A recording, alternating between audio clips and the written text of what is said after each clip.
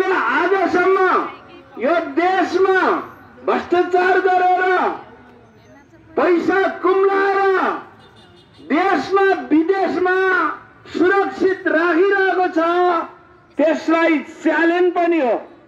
हामी च्यालेन्ज दिन चाहन्छौं।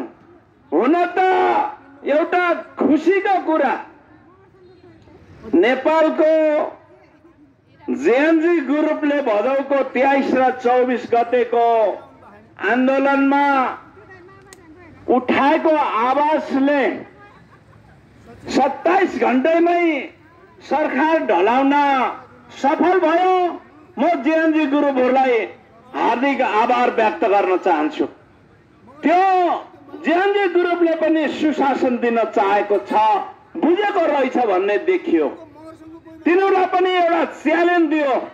किन च्यालेन्ज दियो भन्दा हामीले देखेको सुनेको अनुसार ठुला ठुला नेताहरूको घरमा पैसा राखेका रहेछन्, त्यो पैसा पनि जल्न पुग्यो। अरू नाम त नलिहालौं, समय पनि छैन। एक हिसाब किताब राखेर रहेछन् जेएनजी ग्रुपले, जस प्रकारले राष्ट्रिय जनमुक्ति पार्टीले नै हिसाब राखेको थियो। 2047 सालदेखि आवाज पनि उठाउँदै आएको थियो। तर हाम्रो केही कमी होला जसले आज हामी च्यालेन्ज गर्न सकेनौं। तर जेएनजी ग्रुपले च्यालेन्ज गर्यो। विदेशमा राखेको, स्विसमा राखेको, बेलायतमा राखेको, अमेरिकामा राखेको कुरा त छोड्नुस्, तर नेपालमा राखेको केही क्षति हुन पुग्यो। त्यसको लागि यो एउटा च्यालेन्ज हो। र हाम्रो राष्ट्रिय जनमुक्ति पार्टीले यो कुरा निरन्तर उठाइरहेको छ। यो आन्दोलन राष्ट्रिय जनमुक्ति पार्टीले निरन्तरता दिनेछ। हिजो पनि दिएको, आज पनि दिएछ, भोलि पनि दिनेछ। यसले एउटा राष्ट्रलाई अत्यन्तै कमजोर बनाउने पात्र हो। यो पात्रलाई राष्ट्रिय जनमुक्ति पार्टीले फलो गर्नेछ। म धेरै नभनेर मात्रै के भन्न चाहे भने नेपालका यही बुटोलका केही सुकुम्बासीहरू, नाम चलेका सुकुम्बासीहरूले पनि काठमाडौँमा गएर ठुलो महल खडा गरे। त्यो पनि भ्रष्टाचार हो। 2072 को संविधानले नदिएको अधिकार जो बहालवालाले त ले पेन्सन नेग्लेकाहरूले पनि पैसा लिने चलन, सेवा सुविधा लिने चलन निरन्तरता दिएको छ। त्यो पनि भ्रष्टाचार हो। यसको विरुद्धमा पनि हामीले वाच गरिरहेको छौं। यसका पनि अन्त गर्छौं। हिजो मात्रै सुन्नमा आयो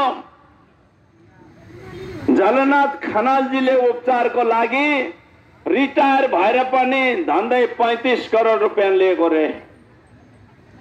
माधव कुमार नेपालले पनि लिनुहुन्छ रे, राष्ट्रपतिले पनि लिनुहुन्छ रे। यो राष्ट्रमा संविधानमा नभएको सुविधाहरू ल्याउनु हास्यात्मक कुराहरू हो।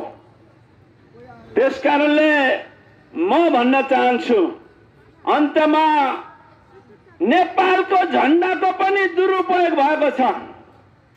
यस्ता नेपालको झण्डाहरूलाई विशेष ठाउँमा विशेष सम्मानको साथमा दिइरहेका छौं। तर भ्रष्टाचारी नेताहरूले नेपालको झण्डा लगाएर हिँड्दो रहेछ। ती भ्रष्टाचारीमा साबित भएका मान्छेहरूले झण्डा लगाएर हिँड्दो रहेछ। ठुलो ठुलो गाडीमा झण्डा लगाएर हिँड्दो रहेछ। त्यो पनि अपमान भएको छ। यसको बारेमा पनि राष्ट्रिय जनमुक्ति पार्टी सत्तामा जान्छ र यसको पनि अन्त गर्छ। जो भ्रष्टाचारीहरू छ, गल्तीले यहाँ आएको छ, त्यसले झण्डा लाउन पाउन्न भन्ने विधेयक पास गर्छौं। त्यसको लागि आज थोरै भए पनि सन्देशमूलक कार्यक्रम भएको छ।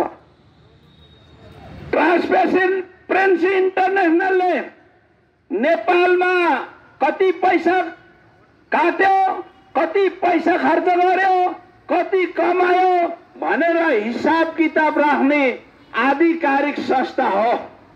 त्यो संस्थाले नेपालमा 2024 मा रेकर्डेड गरेको रहेछ कि नेपाल 108 नम्बरमा छ अरे।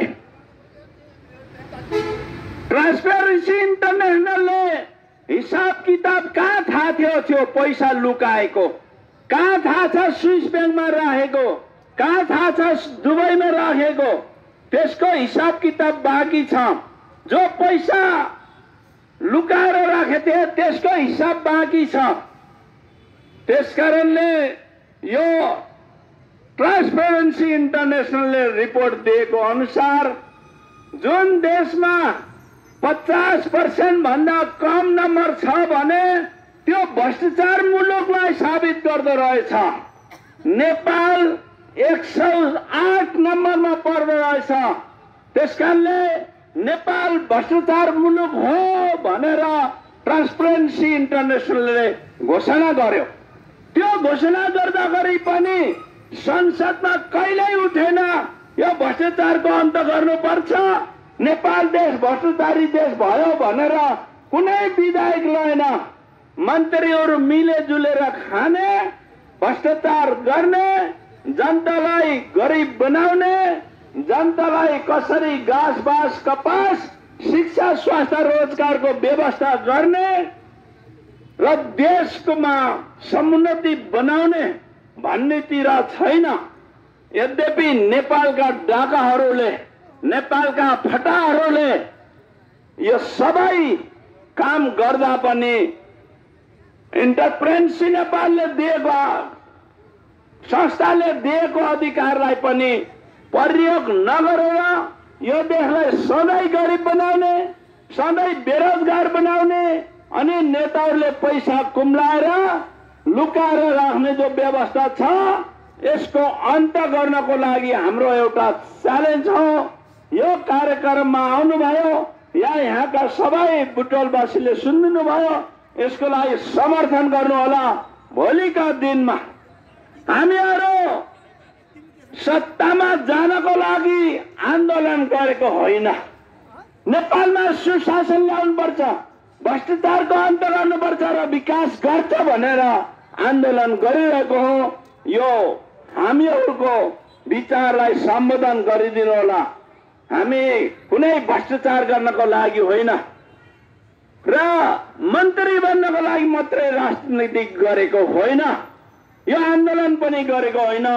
यो तपाईहरूले बुझिदिनु होला भन्ने कुराहरू राख्दै मेरो भनाइहरू यही अन्त गर्न चाहन्छु। हवस् त, धन्यवाद। राष्ट्रिय जनमुक्ति पार्टी जिन्दाबाद, राष्ट्रिय जनमुक्ति पार्टी जिन्दाबाद, राष्ट्रिय जनमुक्ति पार्टी जिन्दाबाद।